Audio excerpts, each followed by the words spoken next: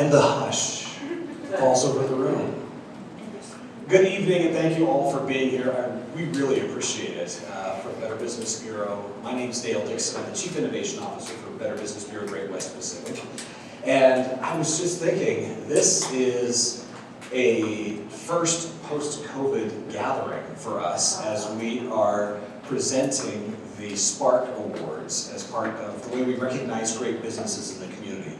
We have been doing this virtually for the last several years, and this is just a fantastic opportunity. So I want to recognize Megan Compton, who has put this together and is the organizer, is doing all of the work in this. And then we've got a fantastic team of BBB folks who are numerous throughout the room. So if you'll raise your hands, if you've got questions about Better Business Bureau at the table, they're going to be able to answer those questions for you. And we're just really excited to be here tonight because of this opportunity to actually be together, to recognize some fantastic businesses, learn from past recipients of the award of what this really means for a business, how to achieve it, because it's the businesses that are out working to achieve this level of an award that are making our communities a better place. And so we're really excited about that. The folks who are able to apply for this award have been in business, in a business for 3 years or less, so it's new businesses. And the business owner is 35 years old or younger. So we're looking for those new businesses that are really setting a standard in the marketplace, and we're excited to celebrate those folks tonight. We're going to thank our Spark Awards presenting sponsor, Alliot, and the Denver Startup Week Spotlight track sponsor tonight, Strat Labs. So a round of applause for both Alliot and Strat Labs. Thank you for making this evening available for possible for us.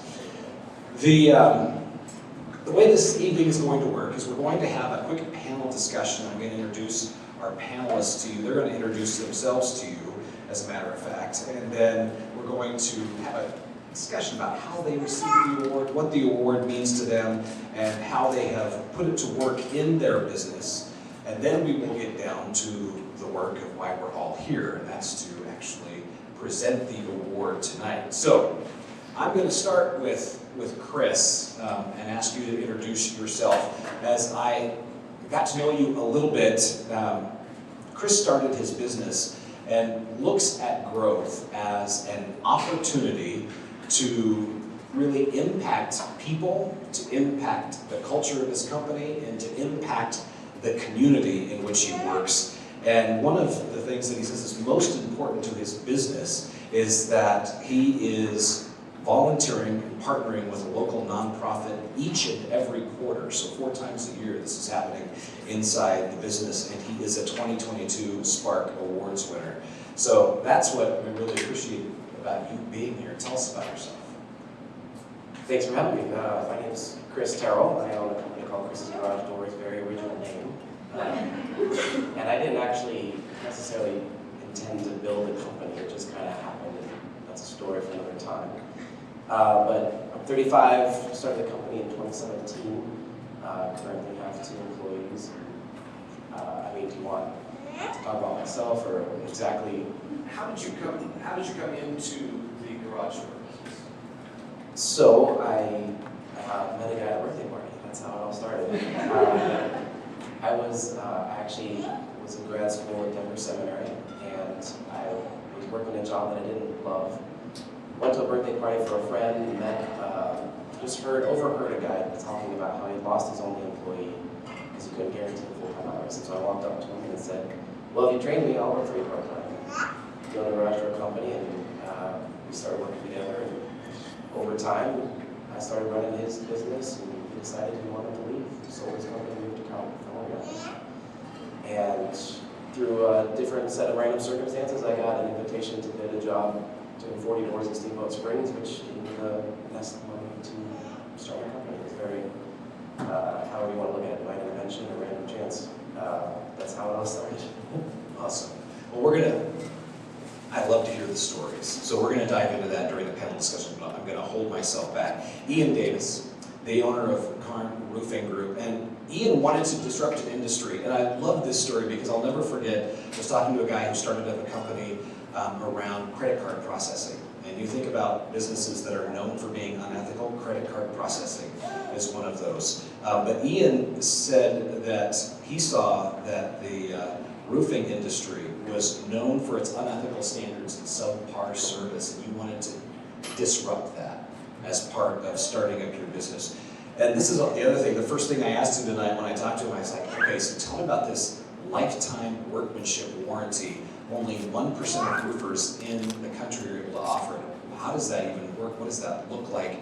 And he's also a 2022 Spark Awards winner, and he helped us judge recipients for this year's award as well. So tell us about yourself.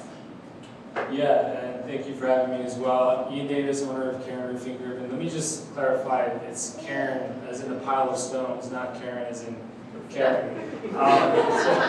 Our mission is to impact lives through roofing, and that means that we disrupt the roofing industry by bringing ethical standards back into the space. Roofing is a complicated topic for homeowners. It's not so much complicated in general, but a lot of roofers take advantage of that, and they walk into space, they know there's a lot of money in it, and that's all they care about.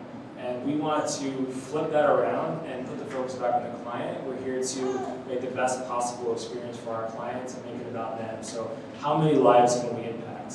We focus on impact over income. Clarifying that 1% warranty, 1% workmanship warranty. Sorry, is that really loud now? That's okay. Yeah, so we do offer a 100%, we do offer a lifetime workmanship warranty. We back up our manufacturer warranty. Our manufacturer warranty is unique in that only 1% of roofers are allowed to install it.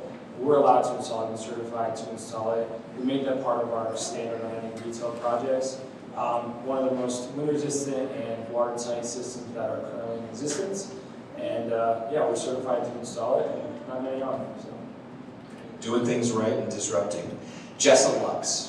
So Jessa's got a cool story. She's the co-founder of Ride IQ, and a mobile application with on-demand audio lessons taught by the world's top equestrian coaches, guiding users while they ride.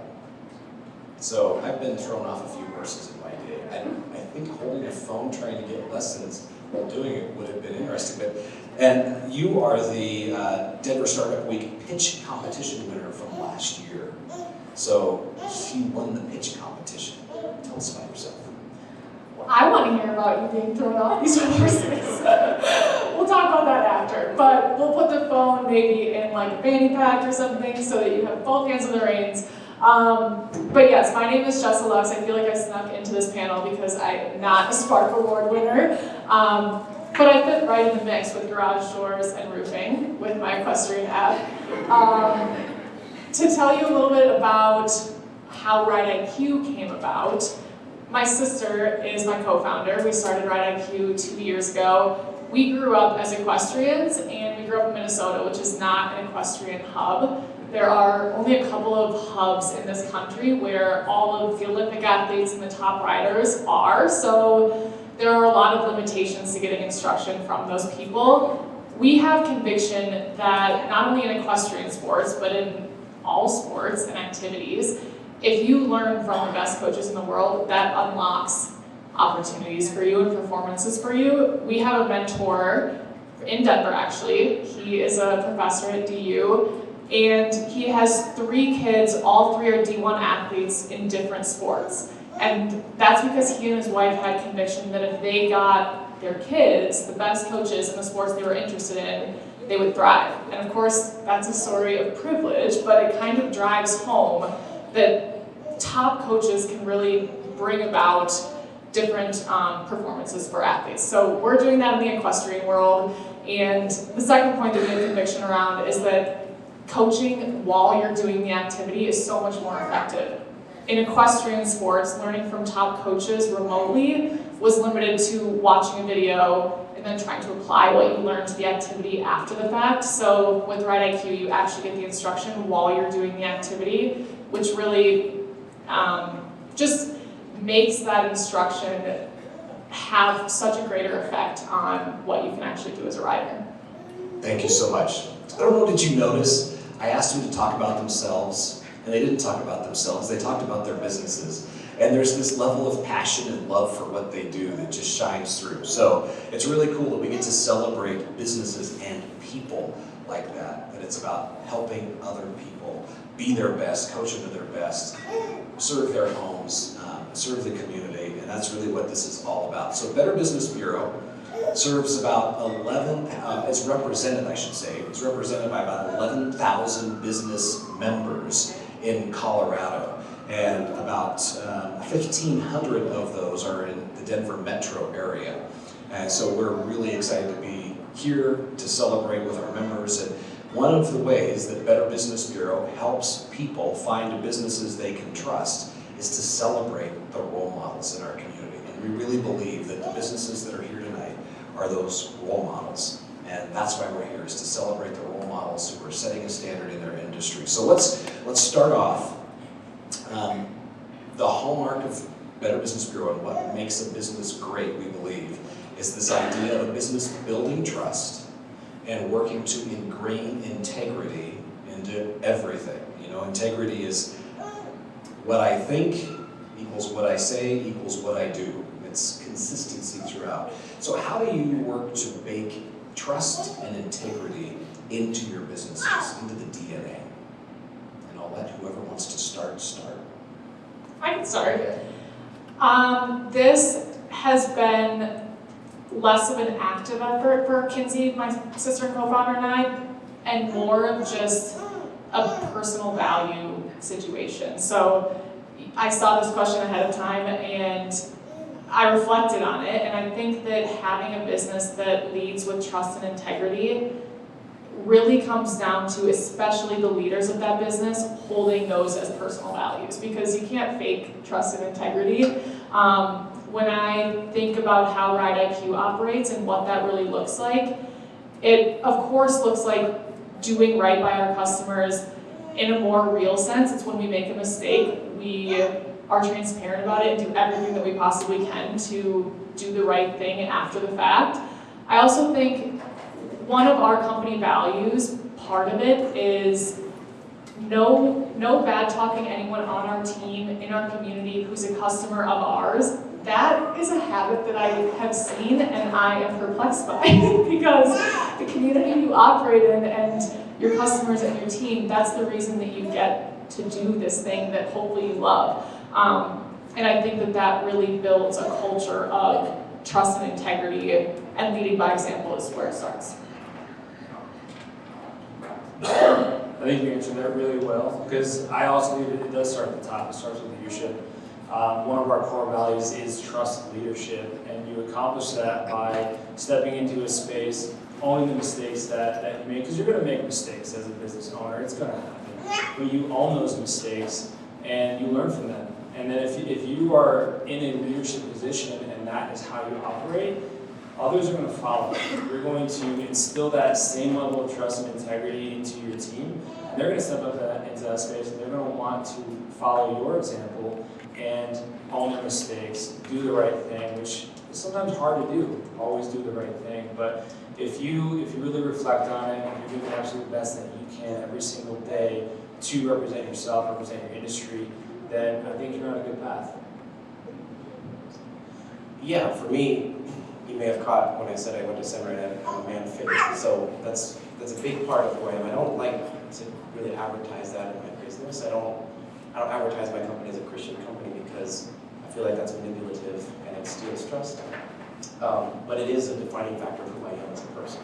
And so that's how I run my company, is I take the values that I believe and I instill them into the company that I run.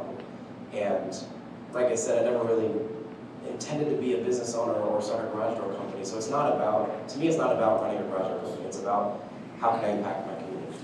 How can I make a bigger and better impact into the people around me and bring life into the people that I interact with? And so one of the things that I implemented in my company was the vision of making Colorado a better place to live. We do that by giving 3% of our revenue to nonprofits in the local community, regardless of profit. We think their giving needs to be somewhat sacrificial. We have good workplace culture, treat my employees really well, try to give them good benefits, good pay, and then just try to be involved actively in the community. And we do have 2 promises in my company. One's on my install side, and that's we promise to do everything we can to find the right role for you, and that means even if it means you have to go to another garage door company because we can't supply the door. And then we also promise never to pressure you to buy anything you don't want or need. So I put that into my documents so that all my employees know that this is who we are and this is how we impact people around us. That's kind of how I go about it. I see myself playing the role of some of the business owners who might be new and thinking, oh, so what does it look like to set yourself up to be donating to a charity and to work with a nonprofit every quarter? This is something that is super intentional.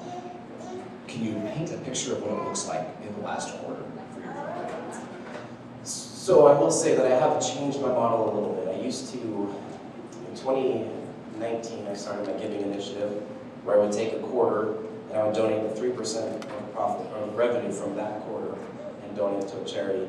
I found that was getting limiting because I'd have to wait for my numbers to get in, and I would never be able to tell the charity how much exactly I would be able to give them until the quarter ended. But to answer the question is, what I would do is I would work with the charity, we would put out some social media videos, I would start telling my employees like, hey, every job we do goes to this charity. If you want to donate on your own, you can. They would put stuff on their socials, just trying to create this partnership of like, for this quarter, this is the charity we're focusing on. I realized that if I just took, so what I started in 2022, maybe this year, can't remember, one of these years, was I just took the total revenue of the previous year, and I set aside that money, 3% of that, to donate to different charities throughout the year. And that comes out in different ways. So there's a couple events I sponsor. One's called The Tank. It's one of the coolest events you'll see in the Denver area. It's a Shark Tank style event, but for charities. So I get to be a panelist, the shark for that, and stuff like that. So it just depends. There's a really cool charity organization called Colorado 1000, which is business owners coming together. They pick charities that they support every year, and every business owner gives like a monthly fee to them to be part of the community, and then they ask for additional fundraising. And one of the things I implemented this year was I bonus up to 8 hours of bonus pay for each of my employees if they volunteer their own time to a charity that's locally in the community. And I started organizing team volunteering events. So we've done a couple of those where we'll all take time during work hours, go volunteer for a charity, and I pay them for their time as bonus hours. So just kind of being very intentional about making that involvement and making that a key part of the company. So in order to receive the Spark Award, you have to demonstrate this idea, this commitment to ethics and integrity. And as you think back over the past year since you've won the award, what's the impact of it? And or how has it highlighted your commitment to ethics and integrity? First of all, I'm absolutely blessed to have won it.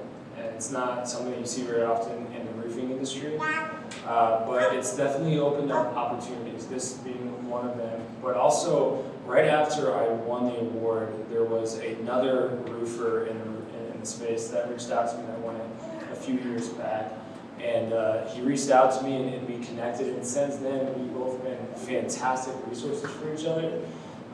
There's been times where I couldn't service some of my clients because I was just overwhelmed. And I knew that I could send them over to him and they'd be in good hands. And they were. And recently he had to scale back some things on his business as well to make sure that he's servicing all of his clients. And he asked me, hey, can you take my overflow? And I said, absolutely, it's on my way. And so it's just having that relationship in a dog-eat-dog kind of industry that's backed by Spark. It's just absolutely incredible. So.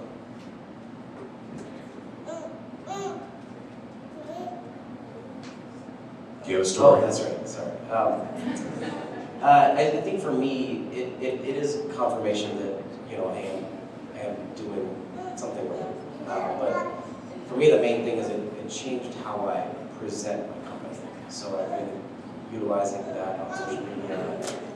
I created a video this year that highlighted, the ethics part of things, and I won that award. And so I've really focused this year on my marketing efforts to demonstrate that my company, it stands out because of this ethical category that I won an award for. And I know it's the Torch Award's the ethics category, but the Spark Award's kind of adjacent to that. And so I just kind of do that off the Torch finalist thing. So Jessa, tell us the origin story, especially about the pitch, because you won the pitch competition last year. So can you give us an overview of what that pitch looked like, sounded like, and then what it's meant for you in the last year? Yes, and I was thinking about this today because 1 year ago today was the day before the final pitch competition. So my sister lives in New York City, she was not in town yet. We had not written our pitch yet, and it's a 7-minute pitch. And we were on Zoom, both of us in our pajamas, recording like options. And they sounded horrible, as first drafts always do, and both of us are like, why did we sign up for this? We were so grateful to have gotten to the finals, and we were so prepared to be embarrassed tomorrow. So it was a very stressful evening. We landed on our final script.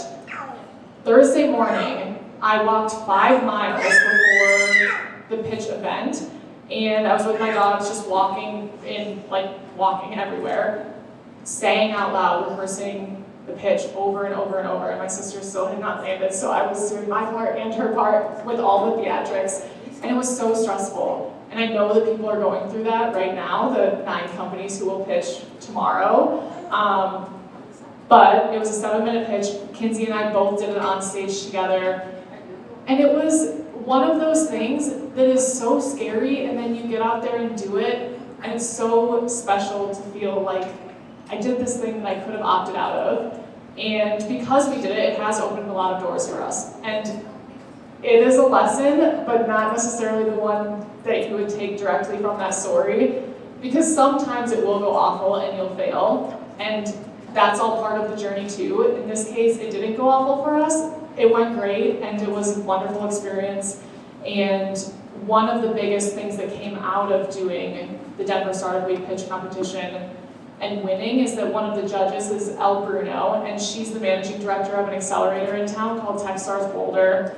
And applications had already closed for her upcoming cohort, but she invited us to apply, and we got into that program, which was a 13-week accelerator that took place, I believe, January to March of this year. And it's just like one thing led to another because of that choice to kind of put ourselves out there. And to give a plug for Denver Startup Week, each year for the past 5 years, Denver Startup Week has changed my life in a whole different way. Last year that was clearly it, but it's such an incredible event.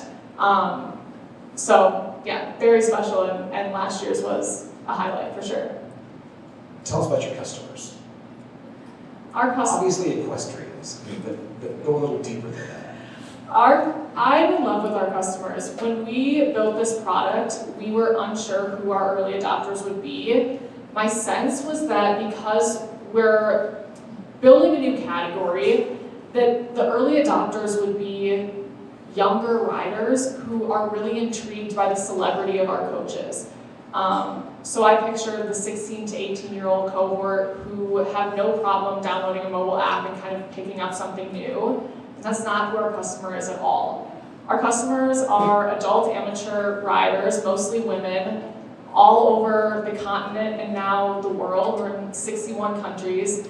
And these are people, you also imagine equestrians, and you likely imagine the stereotype of like very affluent people who are just casually spending their day riding horses in the barn. And our customers are people who, they have the bug. Like, horses are like their heart, and they're doing everything that they can to make it happen. So they have families and full-time jobs, and they're riding when it's dark out, whether that's because it's 5 in the morning or 9:30 at night. And they're like making it work with not a lot of disposable income. And I'm just in awe of them. And they want to learn, and they want to do right by their horse. So over the past 2 years, learning who they are and what their motivations are has just been really inspiring. And each like little milestone that Kinsey and I can make feels better because we're doing it for these people who like is really matters for. Let's start turning our attention to this year's nominees and recipients. So, Ian, tell us, you've taken a look at all of the applications. What are some of the things that you saw in that process and that stood out to you? Anything that you're seeing as the new crop of finalists? Yeah, I think it's the intentionality behind their mission is what really speaks to me, and being able to present themselves pursuing that mission. There's been some applicants that you kind of wonder exactly what it is that they're pursuing in terms of how they want to impact the community, like what kind of change they want to make. But there are other ones out there that it's so glaringly obvious that like this is who they are. This is what they've been made to do, and just in words, they're able to illustrate how much love they have for their business. Not because it's a business, but because of the impact that it can make on the community and their clients. And that's what I like to see. Like I said, like I'm all about impact over income. So when I have somebody that just can show that passion for the impact they can make, that speaks volumes to me.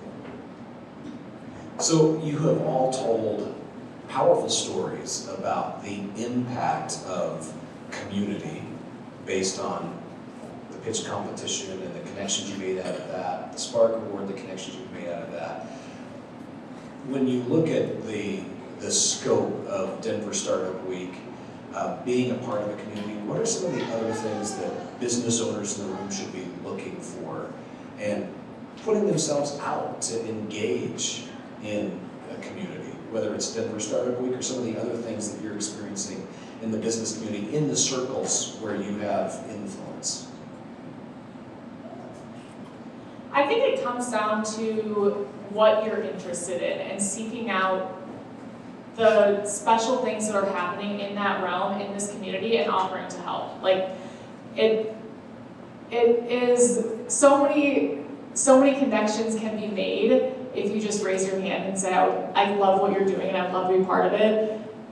When I first moved to Denver, I got involved in the American Marketing Association and met a lot of people in this community who are still friends to this day and are doing really special things in their own realms within their careers and outside of their careers. But that was what interested me, and I saw it and I raised my hand, and like, so it goes. Just like Denver Startup Week involvement goes. So I think it really comes down to like where your interest lies, seeking out the great things that are already happening, and then the network that you build by volunteering to help is really what gets the ball rolling. Yeah, I would say take some time to really identify your values, identify what's important to you, what your mission is, and then seek out opportunities that share the same value, that you can reach out to the community. They have the same values, the same things are important to them. Just like you, Chris, I'm a man of faith as well. 1% of our revenue goes to funding mission trips locally, and that's just really important to us. So it falls in line with our values, and we don't say no to that kind of an opportunity. It's having the courage to see the opportunity and then taking that step. It's so easy to say, oh yeah, that'd be nice someday. Make that day today. Like, what's stopping you? The only person that's stopping you. So. Yeah, I'd agree with what both of them said. Really knowing your why is very important to how you are as a person, how you interact, but my main advice is just do something. I think our culture, or like my generation at least, they always want to make a big impact on the world, or want to change the world, or want to make a huge difference in something. But really, if you're not doing it when you have a small sphere of influence, you're never going to do it when you have a large sphere of influence.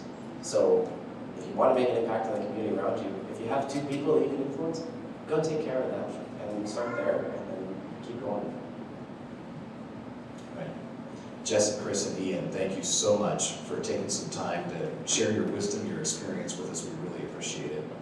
We're going to move on to the awards portion of the event. So with that, we'd like to talk about the finalists, and you're welcome to sit up here if you want to stay on stage. You've got Ian has a live stream on Facebook happening right now, so but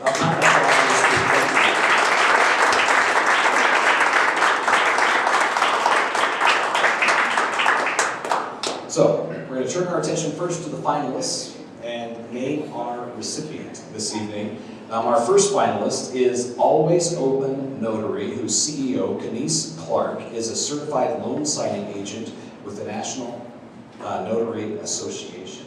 Kenise, get a chance to, if she's here, okay. So she acts as a neutral third-party observer to ensure transparency and honesty during the notarization process. She is also commissioned through the state of Colorado as a notary and is a member of the National Notary Association. Our next finalist is Cover Exteriors, founded in 2022 by industry-leading claims and restoration executives. While the company is new, their participation in the industry is not. It says over 100 years of combined roofing and claims experience. Cover's founders believe in a better way to deliver quality services through meaningful communication, expertise, and partnerships. Their CEO, Julie Wynn, says this: "My partners and I believe that by leading with quality above all else, our brand will solidify a reputation of providing superior experience with passion, architected into every service we provide." Round of applause.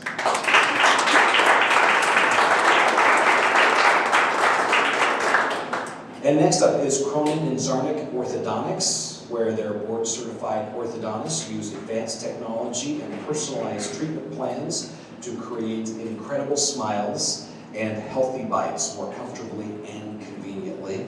Dr. Cronin is credentialed at a nearby hospital and volunteers on the cleft lip and craniofacial team. Patients who attend his clinic are in need of many difficult procedures and expertise from multiple medical specialties. Dr. Cronin is fortunate to have the skills and the knowledge to help this much-deserving group and provide these volunteer services. Round of applause for Cronin.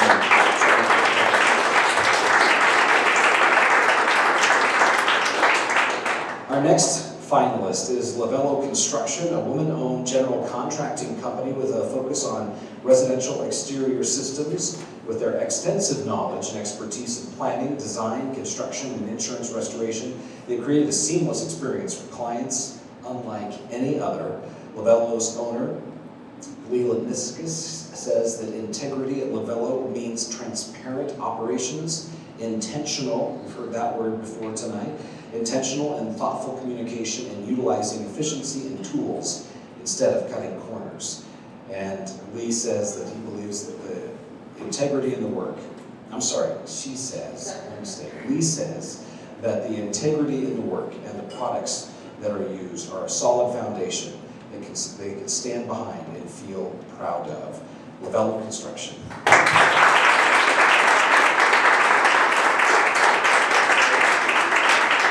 And our last finalist is Mile High Windows and Doors.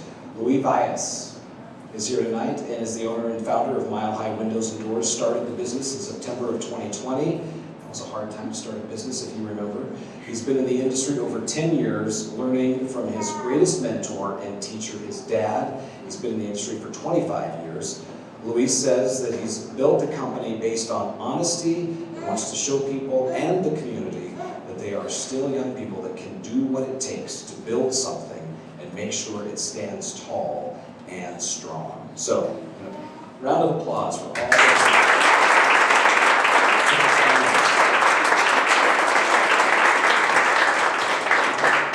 And now, the moment that we have been waiting for, this year's winner of the BBB Spark Award is Cronin and Zarnick.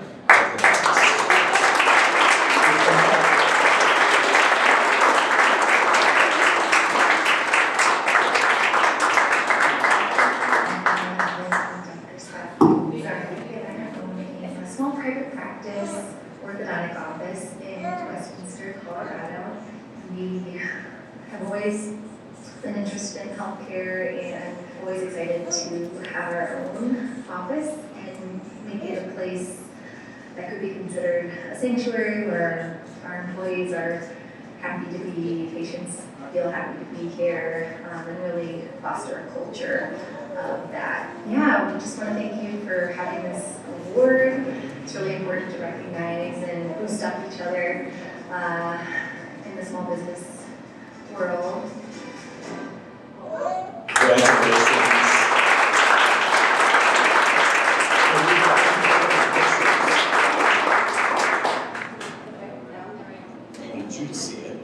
Yes. So congratulations. Wow. Yeah, we want to say thank you. I'm Carolyn Cronin, my husband Scott Zarnick, and we took over a long-standing orthodontic practice, but we consider ourselves entrepreneurs because we've been instilling a lot of fresh blood, energy, fun, creativity into that, and we treat our patients, our team, by the platinum rule, which is treat others how they want to be treated. And so, yeah, we make it a happy place, and yeah, we're very thankful. Thank you. Congratulations.